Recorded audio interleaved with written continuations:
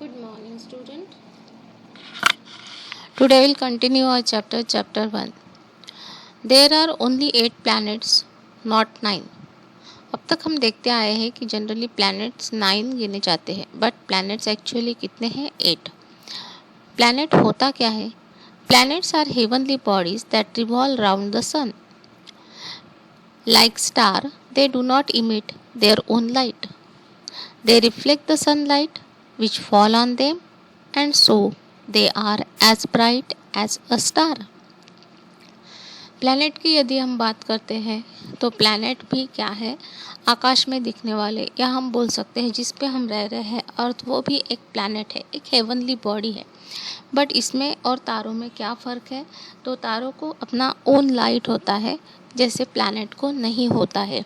वो क्या करते हैं? जो लाइट उनकी अर्थ उनकी सरफेस पे आता है उसको रिफ्लेक्ट करते हैं, और वो इस तरह से रिफ्लेक्ट करते हैं कि जैसे लगता है ये भी एक तारा है. मतलब वो दिखने को इतना ब्राइट लगता है किसी स्टार की तरह. But they do not have their own light. Ancient astronomer already discovered Mercury, Venus, Earth, Mars, Jupiter, Saturn as they were visible to naked eyes. जो खुली आँख से हमें रात में आकाश में दिखने वाले तारे थे उनको डिस्कवर्ड किया एंशियंट एस्ट्रोनॉमर्स ने.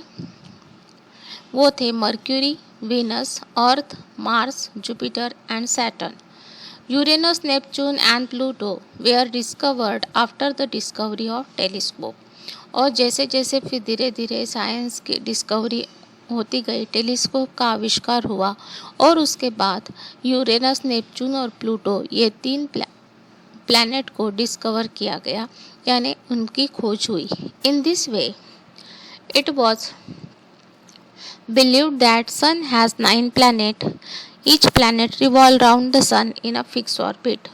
और फिर ऐसे माना गया कि सन के कितने प्लैनेट होते हैं? तो 9, और हर प्लैनेट सूर्य के इर्द गिर्द घूमता है एक फिक्स ऑर्बिट में. उनकी अपनी एक कक्षा यहाँ पे फिक्स होती है, ये अपनी ही कक्षा में घूमेगा. ये वीनस की ऑर्बिट में नहीं जाएगा, या वीनस अर्थ की ऑर्बिट में नहीं जाएगा. ये अपनी एलिप्टिकल ऑर्बिट में ही मूव होते हैं. Now after 76 years its discovery, Pluto due to some controversies is not considered as a planet. उसके ठीक 76 ईयर के बाद, डिस्कवरी के बाद, प्लूटो को प्लैनेट नहीं माना जा रहा है.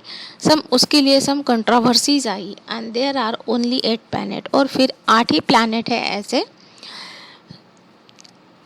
माना जाता है. तो आप देखोगे यहाँ पे सन आपका एक स्टार है, और उसके अराउंड रिवॉल्व होने वाला सबसे पहला प्लैनेट है Mercury, then Venus, then Earth, then Mars, then Jupiter, then Saturn, then Uranus, and last one is Neptune. Pluto is not shown here because Pluto is not considered as a planet.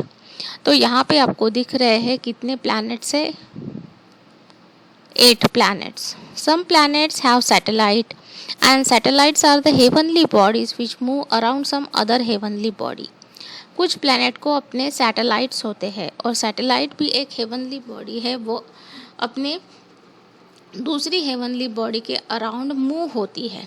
जैसे Earth का natural satellite है moon. Moon is the natural satellite of Earth. Jupiter, Saturn are the planet which have more than one natural satellite. तो Earth को एक ही natural satellite है जो कि moon है, जो अर्थ के अराउंड रिवॉल्व होता है और सन के अराउंड भी रिवॉल्व होता है.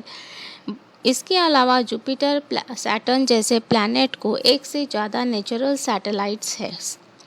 अब हम बात करते हैं इन्हीं प्लैनेट के बारे में डिटेल में. First one is Mercury. It is the nearest planet to the sun. Sun से सबसे पास वाला जो प्लैनेट है वो है आपका मर्क्यूरी. अब आपको इन 9 प्लैनेट्स के नाम को याद रखना है, तो कैसे याद रखोगे? तो उसके लिए एक सेंटेंस आता है, my very educated mother just showed us 9 planets. See, my means M Mercury, very V for Venus, educated Earth E, mother M Mars, just J Jupiter, showed as Saturn, us U Uranus, 9 and Neptune planets. My very educated mother just showed us 9 planets. This is the sentence. In this way you remember the sequence and the names of the 8 planets. Mercury is nearest planet to the sun and usually it cannot be seen due to sunlight. It is the hottest planet as it is near to the sun and most of its properties resemble to that of the moon as its diameter and the mass. सबसे सूरज के पास वाला planet है वो है आपका mercury, और वो दिखता भी नहीं है क्योंकि सनलाइट इतना ब्राइट होता है कि उसकी चकाचौंध में मर्क्यूरी नज़र ही नहीं आता है, और ये सन के पास होने के कारण बहुत हॉटेस्ट प्लैनेट माना जाता है। और इसकी जो प्रॉपर्टीज़ है वो बहुत सारी प्रॉपर्टीज़ मून की जैसी है, जो कि एक अर्थ का नेचुरल सैटेलाइट है। मतलब उसका डायमीटर है, उसका मास है, जितना मून का है उतना ही मर्क्यूरी का है। और जैसे मून पे कोई एटमॉस्फेयर नहीं होता है, सिर्फ रॉकी माउंटेन्स है, वैसे ही मर्क्यूरी पे भी इतना गर्म है, कहाँ वहाँ पे लाइफ होगा, वहाँ पे सिर्फ आपको रॉक्स एंड माउंटेन्स ही दिखने को मिलते हैं। और उसका कोई अपना एक सैटेलाइट नहीं है, उसका अपना खुद का कोई सैटेलाइट नहीं है। Next one is Venus. It is the second planet from the sun in distance.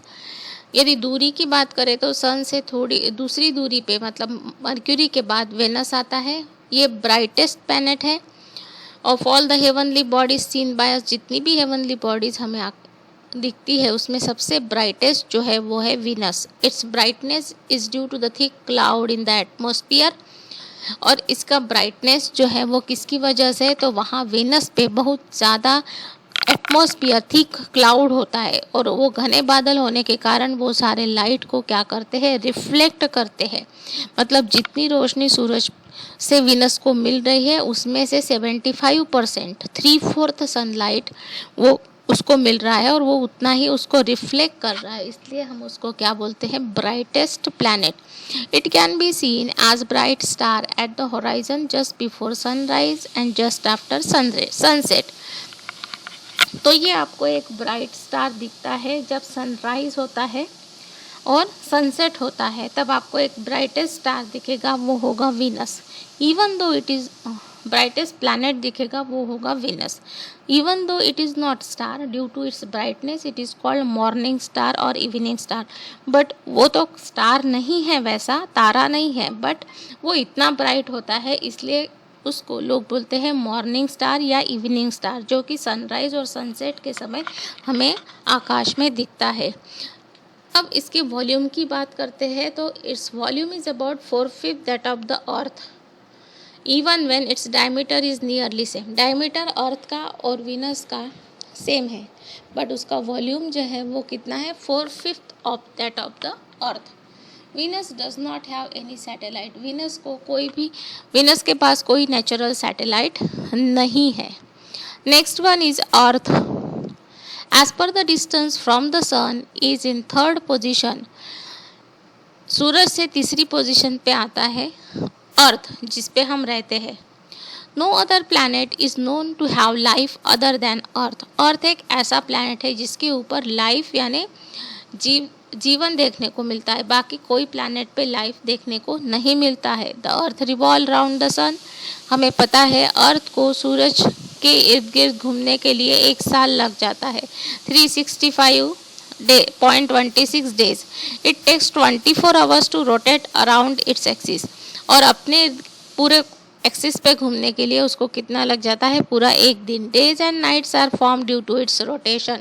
और ये अपनी पूरी एक फेरी कंप्लीट करती है तो 24 आवर्स लगता है, और इसी की वजह से क्या होते हैं, रोटेशन की वजह से डेज और नाइट होते हैं। Earth is incline on its axis due to which there are changes in season. अब ये अर्थ का जो एक्सिस है वो सीधा अपने एक्सिस पे सीधी नहीं है, थोड़ा तिरछा है, और ये इंक्लाइन होने की वजह से ही हमारे यहाँ हम ऋतु का अनुभव करते हैं। चेंजेस इन सीजन जैसे बोलते हैं spring season, autumn season, winter season, rainy season.